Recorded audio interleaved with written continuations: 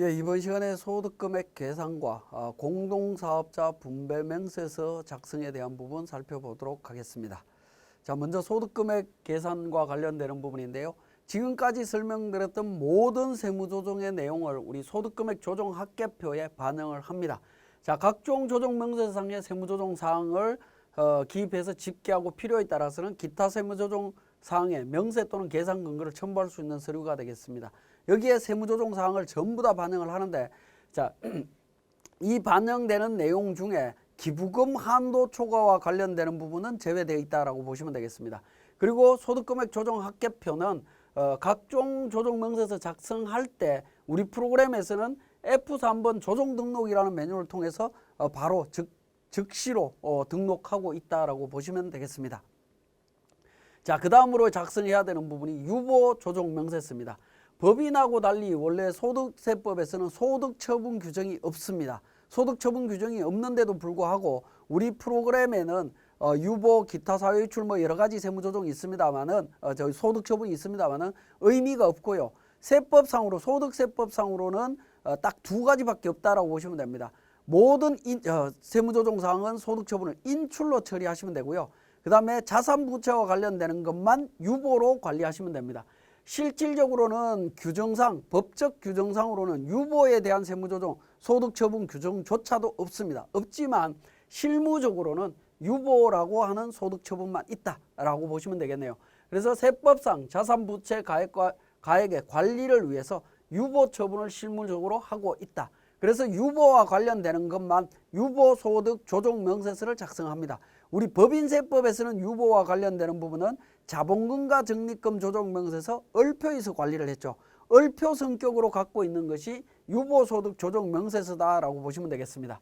자, 그 다음에 조정계산서가 되겠습니다.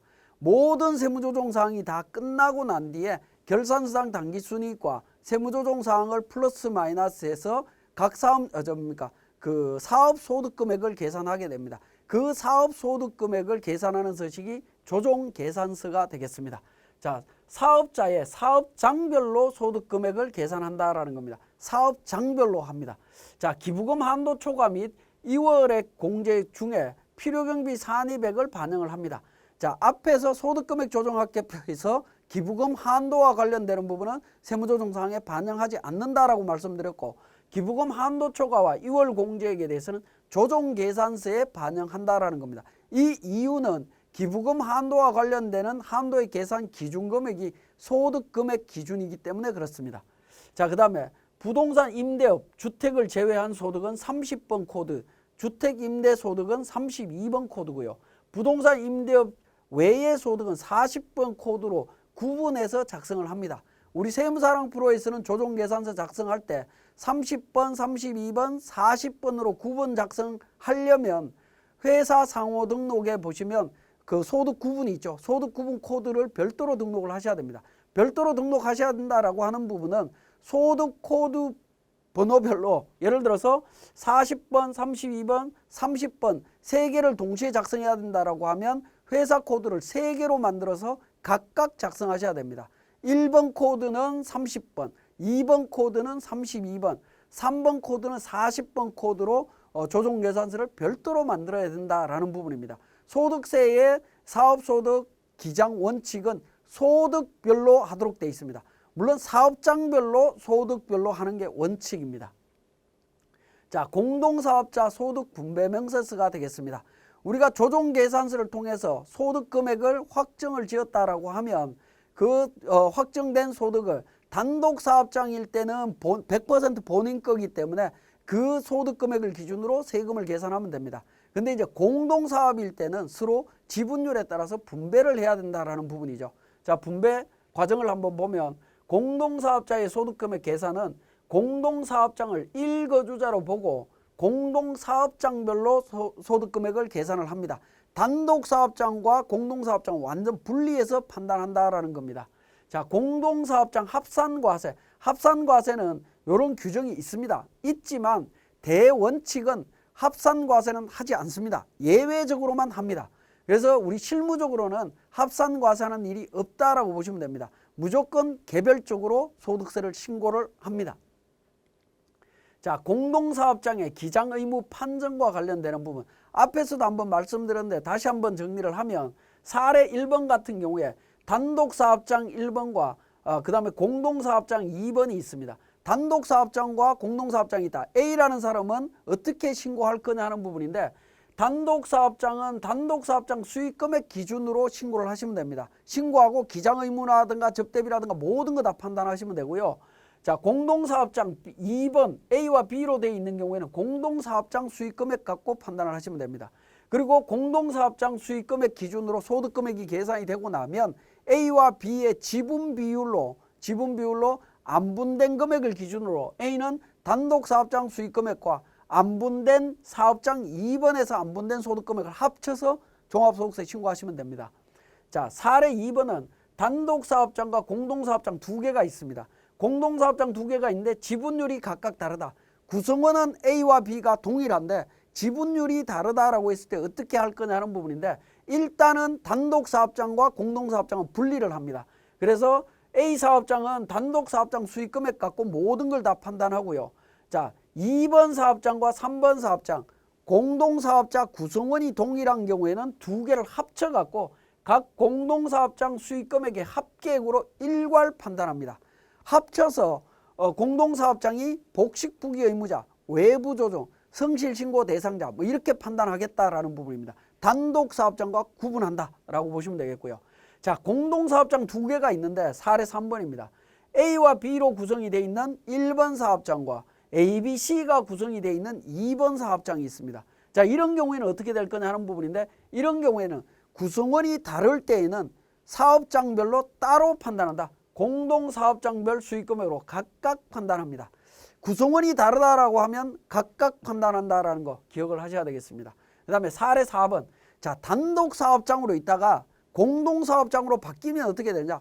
예를 들어서 1월 1일부터 6월 30일까지 단독사업장으로 있다가 7월 1일부터 공동사업장으로 바뀌었습니다. 이런 경우 어떻게 할 거냐는 건데 자, 단독사업장으로 있던 시점까지의 수익금액 기준으로 단독사업장을 판단하시면 됩니다. 자, 그 다음에 공동사업장으로 바뀌면 공동사업장으로 바뀐 시점부터 따로 계산을 하시면 돼요. 자, 사업자 등록번호는 그대로 유지가 된다 하더라도 세금 계산하는 측면에서는 6월 30일까지 단독사업장, 7월 1일부터 공동사업장을 새로 개업한 거다라고 이해를 하시면 되겠습니다. 그런 기준으로 판단한다라는 거, 이거 좀 기억을 하시고요. 소득금액 계산할 때 유의사항입니다. 공동사업장의 기부금은 어떻게 될 거냐 하는 부분입니다. 자, 제가 공동사업을 합니다. A와 B, 홍길동이하고 같이 공동사업을 합니다. 공동사업을 하는데 제가 기부금을 지출을 했습니다. 근데 홍길동이는 기부금 지출을 안 했습니다. 이런 경우에 어떻게 할 거냐 하는 부분입니다. 근데 사업소득이 있는 사람은 무조건 필요경비로 산입해야만이 기부금을 공제받을 수 있습니다. 세액 공제가 안 된다라고 했죠. 그죠? 세액 공제가 안 되기 때문에 제가 지출한 기부금도 공동사업장의 필요경비로 인정이 됩니다. 그러면 홍길동이는 기부금을 지출 안 했는데 그러면 그 기부금에 대해서 나중에 분배명세서 작성할 때 다 고려해 주느냐? 그런 고려 없습니다. 오히려 제가 지출한 기부금 때문에 홍길동이한테 분배되는 소득 분배 금액은 오히려 줄어든다라고 볼 수가 있겠죠. 그죠? 혜택이 나누어진다라고 보시면 되겠습니다. 조금 불합리한 측면은 있지만 어쩔 수 없지 않냐라는 생각은 들긴 합니다. 자, 공동사업자의 기부금은 공동사업장 기부금으로 필요경비 산입해서 처리하셔야 된다라는 겁니다. 자, 세액 감면 소득금액 계산은 손익 분배 비율에 따라서 분배된 소득금액에 따라서 각 거주자별로 계산하시면 됩니다. 거주자별로 정리를 한다. 자, 그 다음에 기장세액 공제. 간편장부 대상자가 복식부기 의무로 해서 소득세를 신고하게 되면 기장세액 공제를 적용받을 수 있습니다. 자, 단독사업장이든 공동사업장이든 다 적용받을 수 있는데 한도는 100만 원입니다. 이 경우에 어떻게 하느냐? 공동사업자의 구성원별로 각각 계산합니다. 제가 신고할 때 제가 한도 100만 원, 홍길동이가 신고할 때 한도 100만 원, 각각 100만 원씩 받을 수 있다라는 겁니다. 자, 그 다음에 성실신고 확인 비용에 대한 세액공제 부분입니다. 자, 이 부분도 공동사업자의 구성원별로 계산하는 거다.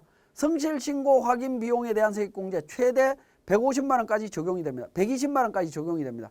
그 120만 원의 한도 금액을 누가 적용을 할 거냐 하는 부분인데 구성원별로 각각 120만 원 한도를 적용받을 수 있다라는 겁니다. 부분은 기장세액 공제와 동일한 개념으로 이해를 하시면 되겠습니다. 자, 공동사업자의 소득 분배 명세서의 효과 부분이 되겠습니다. 자, 공동사업장을 1거주자로 봐서 사업장 소득 금액을 계산한 후에 분배 명세서에 의해서 지분별로 안분 계산한다. 자, 우리 조정계산서에서 발생된 소득 금액을 홍길동이와 제가 가져가야 될 부분을 안분하는 서식이 공동사업자 소득 분배 명세서가 되겠습니다. 자, 공동사업자 각자의 종합소득 과세표준 신고하시면 됩니다. 지분별로 안분된 금액을 기준으로 종합소득세 신고한다라는 겁니다. 자, 종합소득세 신고할 때 첨부해야 되는 서류 누가 낼 거냐는 부분인데 대표자만 내면 됩니다. 대표 공동사업자는 공동사업장의 재무제표, 조정계산서 이런 부분들 첨부하시면 됩니다. 대표 공동사업자가 누구냐? 사업자 등록증상에 대표자 이름 나와 있는 분 있죠. 그분이 대표 사업자라고 보시면 됩니다. 그분 이름으로 나머지 서류 전부 제출하시면 됩니다. 그럼 비대표 사업자는 어떻게 하느냐? 비대표 사업자는 분배된 소득 금액 갖고 그냥 종합소득세 신고서만 만들어서 제출하시면 됩니다. 다른 소득하고 합산해서 그냥 신고하시면 돼요. 그러니까 개별적으로 재무제표라든가 뭐 조정계산서라든가 이런 건 제출하실 필요가 없다라는 겁니다. 자, 그러면 지금까지 설명드린 내용을 바탕으로 우리 세무사랑 프로에서 다시 한번 확인하도록 하겠습니다. 자, 먼저 소득금액 계산과 관련해서 소득금액 조정 합계표 및 명세서가 되겠습니다. 각종 우리 세무사랑 프로에서 개인조정에서 그러니까 수익금액 조정과 관련되는 부분, 과목별 세무조정 관련되는 부분, 감가상각비 조정과 관련되는 모든 세무조정 내용을 우리 소득금액 조정 합계표에 반영을 했습니다. 지금 이제 사례로 제가 만들어 놓은 부분은 세무조정 사항이 굉장히 많이 이렇게 다양하게 되어 있습니다만은 실무적으로는 그렇게 많지는 않을 겁니다. 많지는 않겠지만 세무조정이 끝나고 나면 기부금 한도와 관련되는 세무조정이 끝나고 나면 소득금액 조정 합계표가 이렇게 작성이 된다라는 부분 확인하시면 되겠습니다. 그래서 각종 조정명세서 작성하신 후에 소득금액 조정 합계표에 세무조정 사항이 반영이 안 되는 경우가 종종 생기는데 안 되면 문제가 복잡해집니다. 그러니까 반드시 F3번 조정 등록을 통해서 반영할 수 있도록 확인들을 하시고요. 자, 소득 처분과 관련되는 부분 앞에서 말씀드렸지만 인출 또는 뭐 여러 가지 소득 처분을 지금 우리 프로그램에는 등록이 되어 있습니다만은 유보와 인출만 있다라고 보시면 되겠습니다. 상여라든가 기타 소득이라든가 소득 처분해봐야 아무런 의미가 없는 거다. 그렇게 이해를 하시면 되겠네요. 자, 이렇게 이제 소득금액 조정 명세서가 작성이 되었으면 유보소득 조정 명세서로 갑니다. 자, 유보소득 조정 명세서는 자본금과 적립금 조정 명세서 을표에서 법인은 유보를 관리하듯이 소득세법에서는 유보소득 조정 명세서 자산부채와 관련되는 부분은 정리하도록 되어 있습니다. 그래서 기초잔액을 확인하신 후에 단기 중 정강 금액이 있습니다. 이 부분은 소득금액 조정 합계표에 있는 내용이 자동으로 반영이 되어 있을 거고 기말 금액을 확인하실 수가 있습니다. 자, 이 기초잔액은 F12 불러오기를 통해서 반영하실 수도 있고요. 전년도 부분으로 들어가서 내용을 확인하실 수도 있습니다. 전년도 자료에 제가 이게 데이터를 계속 연속해서 사용을 하다 보니까 전년도 금액하고는 지금 맞지는 않습니다만은 기본적으로 전년도 자료를 통해서 확인하실 수 있다라는 겁니다. 그래서 기초잔액과 단기준 정강 금액을 반영해서 기말잔액, 유보잔액을 정리를 해주시면 되겠습니다. 자, 그 다음에 조정계산서가 되겠습니다. 자, 조정계산서는 첫 번째 소득 구분 30번, 32번, 40번으로 이렇게 되어 있습니다. 자, 이 소득 구분은 우리 회사 등록에서 보시면 그러니까 그 15번에 소득 구분이 있죠. 30, 32번, 40번으로 이렇게 구분 등록을 하셔야 된다라는 겁니다. 구분 등록을 해서 이 소득 구분 코드 번호별로 소득 구분을 조정계산서에 등록해 주시면 내용이 반영이 된다라고 볼 수 있겠습니다. 그 다음에 대리 구분이 되겠습니다. 대리 구분은 기장, 신고, 자기조정 이렇게 되어 있는데 기장은 이제 그러니까 재무제표 작성과 세무조정까지 세무대리인이 직접 진행하는 부분이고요. 2번 신고는 기장은 회사에서 기장을 하고 자체 기장을 하고 우리 소득세 신고, 세무조정만 세무대리인이 하는 과정입니다. 자기조정은 기장과 소득세 신고 세무조정을 본인이 직접 하는 케이스다라고 보시면 되겠습니다. 자, 기장으로 정리가 되는 경우에는 세무대리인 정보를 등록을 해주시면 되겠습니다. 자, 그렇게 이제 해서 우리 조정계산서를 작성을 했고요. 자, 이렇게 해서 이제 그 금액이 해당 과세기간의 소득 금액이 1억 9,200이라는 금액이 나왔죠. 자, 이 금액을 기준으로 우리 분배명세서를 작성을 합니다. 공동사업자 소득 분배명세서 작성으로 들어갑니다. 자, 공동사업자 소득 분배명세서는 기본적으로 보시면 F12 불러오기 기능과 CF12 불러오기 전년도 불러오기 기능이 있습니다. 자, 요 두 기능을 통해 갖고 활용을 하시면 되는데, 대부분 공동사업자의 지분 비율이라든가 공동사업자 구성원은 한번 정해지면 거의 변동이 없을 겁니다. 그래서 기본적으로 전년도에 있는 자료를 먼저 불러옵니다. CF12 전년도 자료 불러오기 예라고 버튼을 눌러서 전년도 자료를 그대로 불러옵니다. 그대로 불러온 다음에 F12 불러오기를 누르면 당해 연도 수익 금액을 공동사업자 구성원과 분배 비율에 따라서 다시 반영이 됩니다. 다시 반영이 되게 되고요. 그 반영에 의해서 분배 비율대로 소득금액이 분배가 되면 소득금액과 수익금액에 단수 차이가 발생할 수 있습니다. 그 소득금액 차액, 수익금액 차액 금액이 나타나는데, 이 부분은 중간에 보시면 차액 조정이라고 하는 부분이 있죠. 차액 조정이라는 버튼을 통해서 확인 버튼을 눌러주시게 되면 자동으로 지분율이 가장 큰 사업자한테, 구성원한테 자동으로 분배해서 정리가 되는 방식으로 처리가 될 수 있습니다. 자, 이렇게 해서 이제 정리를 하시면 되겠고, 자, 공동사업자 소득분배명세서에 작성된 소득금액과 소득금액 비율로 종합소득세 신고를 각자가 신고한다라고 보시면 되겠습니다. 자, 지금까지 우리 소득금액 조정 합계표 공동사업자 소득분배명세서에 대한 설명이었습니다.